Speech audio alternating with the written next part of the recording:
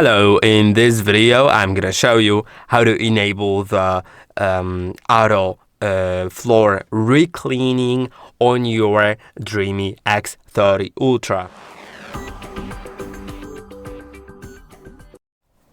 This option will use built-in sensors on your robot in order to recognize whether the floor is very dirty. If it is very dirty, after cleaning the whole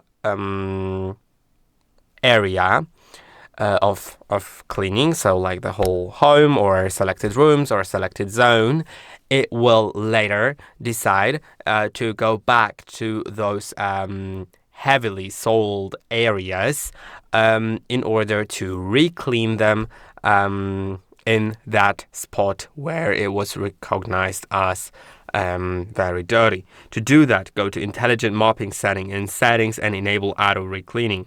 Now you can enable it to work in routine mode and deep mode or only in deep mode, but that basically will only work if you start cleaning with the Clean Genius option, either routine or deep cleaning.